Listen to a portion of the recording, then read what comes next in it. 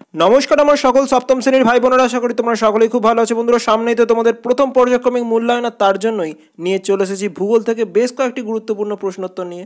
বন্ধুরা, হাতে গোনা বেশ কয়েকটি প্রশ্ন যা তোমাদের রেজাল্ট আনবে নজর করা সাফল্য। তাই ভিডিওটি অবশ্যই শেষ পর্যন্ত দেখবে। ভালো লাগলে লাইক করে দিও, বন্ধুদের মধ্যে যতটা পারো ভিডিওটি শেয়ার করে দাও, আর চ্যানেলটিতে নতুন হলে সাবস্ক্রাইব করতে কিন্তু একদম ভুলো না। আর 15 এবং 30 উভয় নাম্বারের ক্ষেত্রেই তোমরা এই ভিডিওটি দেখতে পারো। তো চলো কথা না বাড়িয়ে ভিডিওটি শুরু করা যাক।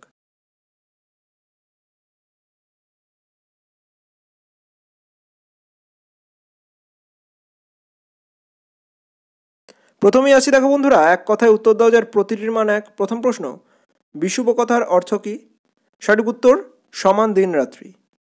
পরের প্রশ্ন, মূল মধ্যরেখার মান কত? সঠিক উত্তর 0 ডিগ্রি। পরের প্রশ্ন, কলকাতার অবস্থান কত? সঠিক উত্তর 22 ডিগ্রি 34 মিনিটে উত্তর। এবার আসছি পরবর্তী প্রশ্ন, দেখো, রয়্যাল অ্যাস্ট্রোনমিক্যাল অবজারভেটরি কোথায় অবস্থিত? সঠিক উত্তর লন্ডনের গ্রিনিচ শহরে। পরের প্রশ্ন, অক্ষরেখার সংখ্যা কয়টি? সঠিক উত্তর 179টি। পরের প্রশ্ন, জিপিএস এর পুরো কথা কী? সঠিক উত্তর গ্লোবাল পজিশনিং সিস্টেম। এবার আসছি পরবর্তী প্রশ্ন, দেখো, ভারতের প্রমাণ সময় কত? সঠিক উত্তর 82 ডিগ্রি 30 মিনিট পূর্ব। পরের প্রশ্ন, উচ্চতা বাড়লে বায়ুর চাপের কী পরিবর্তন হয়?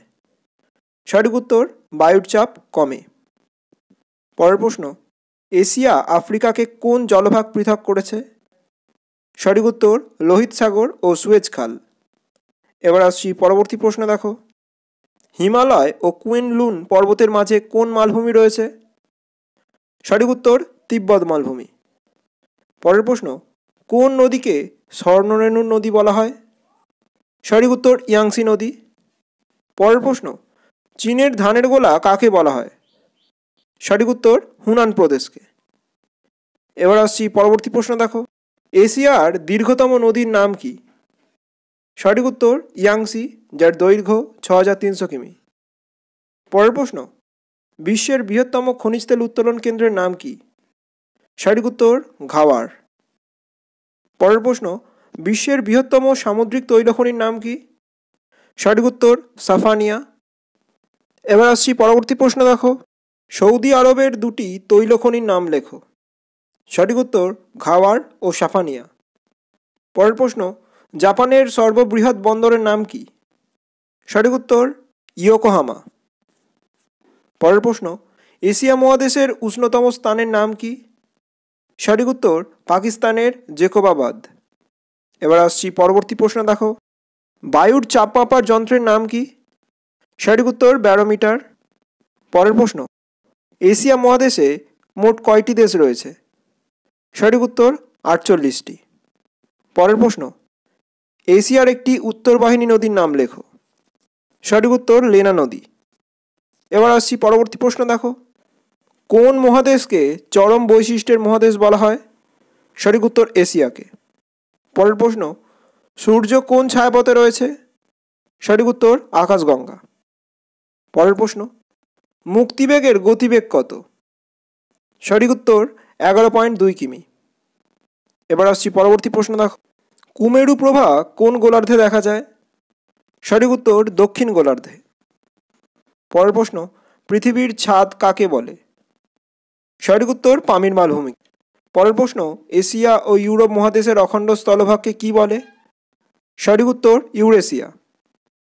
এবার আসছি পরবর্তী প্রশ্ন, দেখো, কোথায় সারা বছর দিনরাত সমান থাকে? সঠিক উত্তর নিরক্ষীয় অঞ্চলে। পরের প্রশ্ন, কোন দিনটিকে শরৎকালীন বিষুব বলা হয়? সঠিক উত্তর 23শে সেপ্টেম্বরকে। পরের প্রশ্ন, ভারতের প্রমাণ সময়ের সাথে গ্রিনিচের সময়ের পার্থক্য কত? সঠিক উত্তর 5 ঘন্টা 30 মিনিট। এবার আসছি পরবর্তী প্রশ্ন, দেখো, সমুদ্রপৃষ্ঠে বায়ুর চাপ কত? সঠিক উত্তর 1013.25 মিলিবার। পরের প্রশ্ন, বায়ু কোন দিকে চাপ দেয়? সঠিক উত্তর সব দিকে সমানভাবে। পরের প্রশ্ন, ভূমধ্যসাগরীয় জলবায়ু অঞ্চলের একটি স্বাভাবিক উদ্ভিদের নাম লেখো। সঠিক উত্তর জলপাই। এবার আসছি পরবর্তী ভাগে, সত্য মিথ্যা নির্ণয় করো। প্রথম প্রশ্ন, চীনের ম্যানচেস্টার বলা হয় হুনান প্রদেশকে। এটি একটি মিথ্যা বিবৃতি। পরের প্রশ্ন, পৃথিবীর কক্ষপথ উপবৃত্তাকার, এটি একটি সত্য বিবৃতি। পরের প্রশ্ন, 2010 সালটি একটি লিপ ইয়ার অর্থাৎ অধিবর্ষ, এটি একটি মিথ্যা বিবৃতি। পরের প্রশ্ন, পৃথিবীর অক্ষরেখাগুলি অর্ধবৃত্তাকার, এটি একটি মিথ্যা বিবৃতি, কারণ সঠিক উত্তর অক্ষরেখাগুলি প্রত্যেকটাই পূর্ণবৃত্তাকার। পরের প্রশ্ন, ব্যারোমিটারের আবিষ্কর্তা হলেন টরিসেলি, এটি একটি সত্য বিবৃতি। এবার আসছি বন্ধুরা পরবর্তী ভাগে। নিচের প্রশ্নগুলির উত্তর দাও যার প্রতিটির মান 2। প্রথম প্রশ্ন, অধিবর্ষ কাকে বলে? পরের প্রশ্ন, সমচাপ রেখা কাকে বলে? পরের প্রশ্ন, টিকা লেখো ওপেক অর্থাৎ ওপিইসি এর পুরো নাম কি? এমনকি বিশ্ববাজারে এই ওপেকের কাজ কি, সেই সকল বিষয় নিয়েই তোমাদের এর বিষয়ে সংক্ষিপ্ত টিকা লিখতে হবে। এবার আসছি পরবর্তী প্রশ্ন, দেখো, কাকে কেন নিশীথ সূর্যের দেশ বলা হয়? পরের প্রশ্ন, কোন নদীকে কেন পিত নদী বলা হয়? তার কারণ উল্লেখ করতে হবে তোমাদের। পরের প্রশ্ন, মুক্তিবেগ কাকে বলে? অর্থাৎ মুক্তিবেগ সম্পর্কে একটি সংক্ষিপ্ত টিকা লিখতে হবে তোমাদের।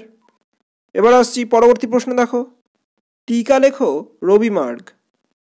পরের প্রশ্ন, সৌর বছর ও চান্দ্রমাস বলতে কি বোঝো? পরের প্রশ্ন, মহাবৃত্ত কাকে বলে বা কোন রেখাকে মহাবৃত্ত বলা হয়, এই প্রশ্নটিও আসতে পারে। পরের প্রশ্ন, চীনের ম্যানচেস্টার কাকে বলা হয়? এবার আসছি পরবর্তী ভাগে। সংক্ষিপ্ত বাক্যে উত্তর দাও যার প্রতিটির মান 3। প্রথম প্রশ্ন, অপসূর ও অনুসূর অবস্থান বলতে কি বোঝো? বন্ধুরা এদের বৈশিষ্ট্য এবং সংজ্ঞার পাশাপাশি এদের পার্থক্যটিও ভালোভাবে করে রাখবে। পরের প্রশ্ন, বায়ুর উচ্চচাপ ও নিম্নচাপের মধ্যে পার্থক্য লেখো।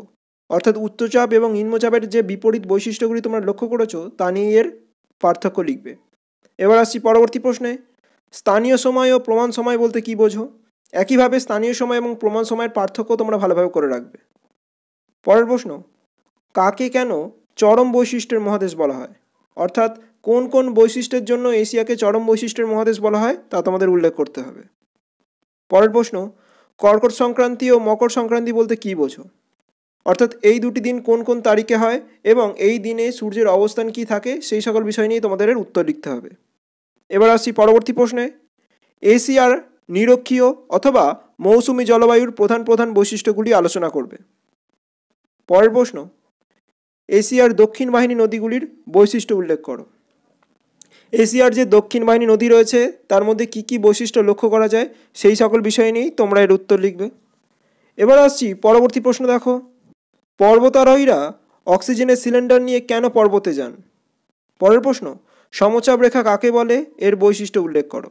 বন্ধুরা এটা 2 নম্বরের পাশাপাশি 3 নম্বরেও করে রাখবে এবং তার পাশাপাশি এর বৈশিষ্ট্যগুলিও ভালোভাবে করে রাখবে।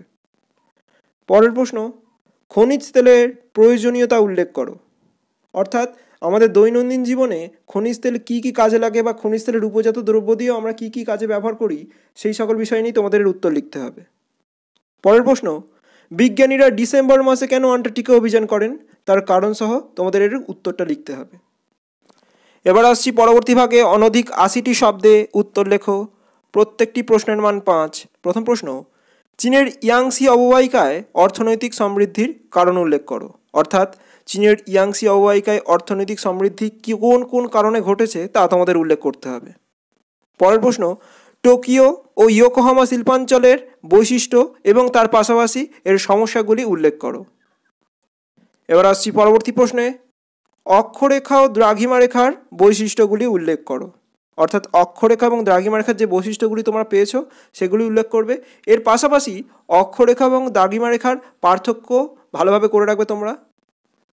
পরের প্রশ্ন, বায়ুর চাপের তারতম্যের কারণগুলি উল্লেখ করো। অর্থাৎ আমাদের পৃথিবীর বিভিন্ন স্থানে বায়ুর চাপের যে তারতম্যের কারণ তা কেন হয় তা তোমাদের উল্লেখ করতে হবে। পরের প্রশ্ন, পৃথিবীর পরিক্রমণ গতির ফলাফলগুলি উল্লেখ করো। অর্থাৎ পৃথিবীর পরিক্রমণ গতির ফলে কি কি ঘটনা ঘটে সেই সকল বিষয় নিয়েই তোমাদের এর উত্তর লিখতে হবে। এবার আসছি পরবর্তী প্রশ্নে, টোকিও ইয়োকোহামা শিল্পাঞ্চল গড়ে ওঠার কারণগুলি উল্লেখ করো। অর্থাৎ টোকিও এবং ইয়োকোহামা শিল্পাঞ্চলের উন্নতির কারণ বা গড়ে ওঠার কারণগুলি তোমাদের উল্লেখ করতে হবে। পরের প্রশ্ন, ঋতু পরিবর্তনের কারণগুলি উল্লেখ করো। বন্ধুরা এর সাথে তোমরা এর চিত্রটিও ভালোভাবে করে রাখবে। পরের প্রশ্ন, এশিয়ার 2টি উত্তর বাহিনী নদীর নাম লেখো এবং তার পাশাপাশি এই নদীগুলিতে প্রায় বন্যা হয় কেন তার কারণ তোমাদের উল্লেখ করতে হবে। আজ এ পর্যন্তই বন্ধুরা। ভিডিও সংক্রান্ত কোনো অসুবিধা হলে অবশ্যই কমেন্টে লিখে জানাবে। আর দেখা হচ্ছে পরের ভিডিওয়। ততক্ষণ সুস্থ থেকো, সাথে থেকো। নমস্কার।